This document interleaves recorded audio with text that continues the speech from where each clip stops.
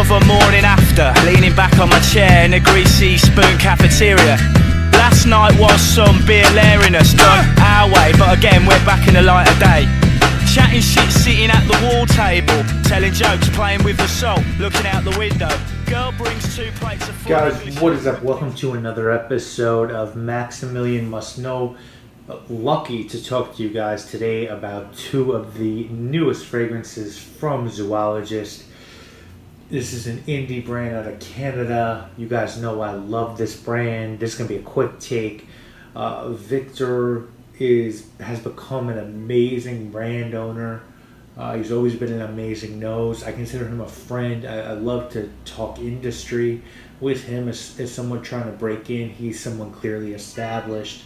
I can't talk enough about how much I respect Zoologist and Victor Wong. So my 3 favorites from the brand, to be honest with you guys, are the first 3 that ever came out. They're Panda, Rhino, and Beaver, the original versions of all 3. The original Beaver, far and away my favorite. I like the other ones that have come out. For me, those 3 just killed it. But every time I receive a package from Victor, my expectations jump through the roof, and I'm always thinking, hoping what I'm getting will match my affinity for those first fragrances. And I was lucky enough to receive 2 of the latest from them, and they're right here. These scents are Camel and Elephant. I don't think Camel is out yet. Elephant is, and there are many ways you can try Zoologist fragrances. I'm going to link to the site in the description. Samples are $6. Travel sprays are $35. They're 11 ml and 60 ml bottles with beautiful presentation. I now believe there's Zoologist wrapping tissue paper in these as well. Those bottles are $135. So I'm going to walk you through both of these fragrances. The first one, Camel, has been created by Christian Carbonell, and the description is: on a track through an unforgiving desert, starting point and destination are indistinguishable from one another. Terracotta hued dunes twist and writhe, their shapes ever shifting. Only the merciless sun and aloof constellations can be trusted to point the way. Weighed down by treasures, some tempting the eyes with their glistening sheen, others enticing with exotic aromas, the candle plods toward a far-off marketplace. Water is but a dream now, the taste of sweet dates a distant memory. There is nothing but an endless ocean of sand. So that's the description. Notes: candied fruit, date, cinnamon, jasmine, orange blossom, frankincense, musk, myrrh, oud, sandalwood, tonka bean, cedar, civet, amber, and vanilla. So I'm in love with this fragrance. And it's comparable. I've heard a lot of talk about Serge Lutens, Arabe, Ambre Sultan. If you like those fragrances, this will be up your alley. That's partially true. This does definitely smell like something Sheldrake could have done for Serge Lutens. You'll get no quarrel from me on that. But this is its own beast, no pun intended as well. This is a very, to me, animalic fragrance. I really get an animalic amber. It's like an animalic amber fragrance. It reminds me of a camel. I smell this and I smell dirty animals in the best way possible. I mean that because it's wearable to me, but this is a dirty amber fragrance. To me, there's no sweetness at all in this. I know there's like dates and cinnamon listed. Date, cinnamon, sandalwood, tonka bean, they and vanilla normally have sweet connotations.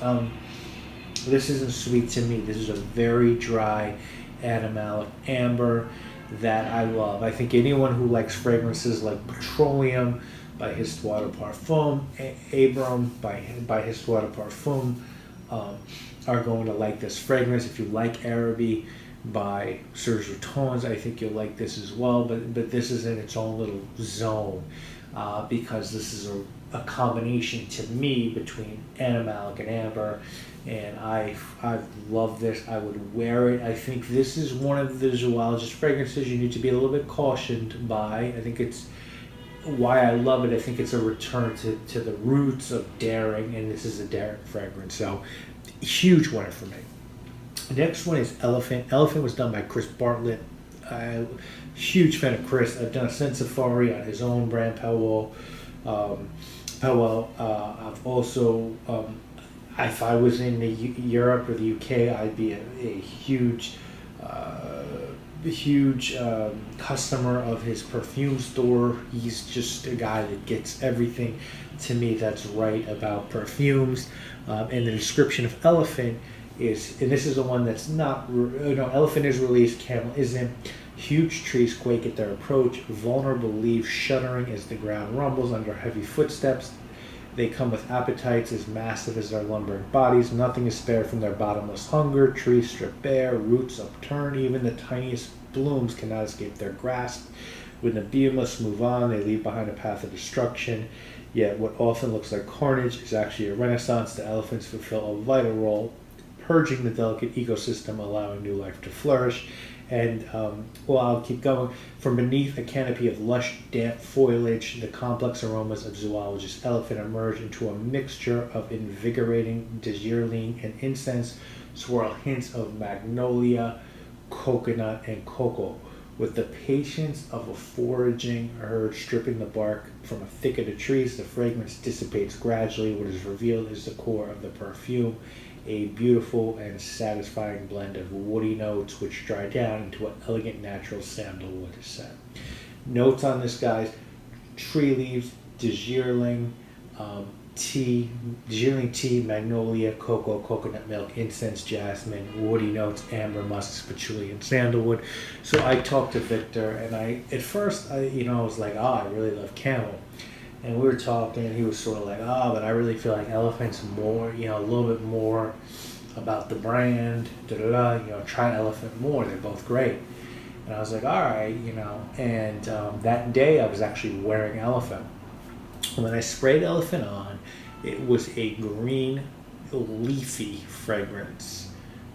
So if I was like going through the jungle and I took a big leaf off a tree and I rubbed it in my hands, and that water and that sort of, the plank, I forget the term for the water and the chemicals, not the chemicals, the natural materials within the plant, sort of broke in my hands. And you smell that? That's what this one starts out as. And then if you smell this an hour later, it's like a bowl of coconut milk with a plank of sandalwood in it, and there's still some greenness. That green is still there in the background, but it does a total 180. It goes from this green, very vegetal green, photorealistic leaf-like scent to this milky, coconut milky sandalwood gourmand scent with the leaves all the way in the background.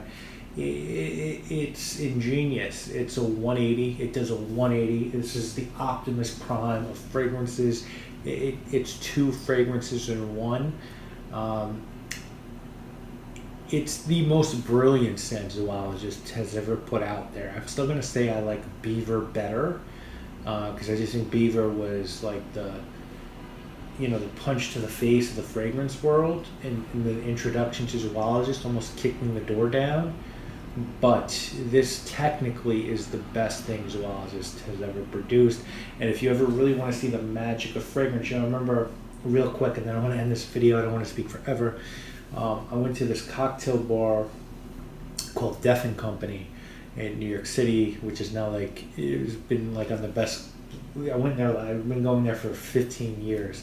But when I started going there, it was really sort of not that well known. Now it's listed as one of the best cocktail bars in the world. And I had this drink one time where I would have to pour something into the drink, and the drink changed color. It looked like a totally different drink than the drink they served me. They gave me something on the side, I turned it in, the drink turned color. That is this. This is just a transformative fragrance. It just smells totally different from what you spray on, and both smell really, really good. But it's a beautiful trick, and it's something that's amazing. And I wish I'd see more perfumes do interesting things like this. So that is how I feel about Elephant. These are both worth your money. I would try Camel, because I wouldn't tell you to blind buy Camel. I tell you not to blind buy anything over $50, and I really try to stick to that. But I think if you like green and sandalwood fragrances, I think you could be very safe with an Elephant blind buy. To be honest with you, it's a brilliant fragrance, one of my favorites, just because of the magic in it. And I love both of these. So that's it, guys. I'm sorry. I know this is a 10-minute video on a couple fragrances. I'm going to link to Zoologist in my description, but these are really, really worthy releases. I try to be really honest when I review these fragrances. I haven't loved everything that Zoologist ever put out. I think all the fragrances are quality fragrances. Doesn't mean all of them are for me. Both of these are for me. And I can stand behind both of these in a huge way. So, link to them in the description. I'll see you guys later this week with more videos. Guys, obviously, my name is Maximilian. My baby don't mess around because she loves me so, and this I know for sure.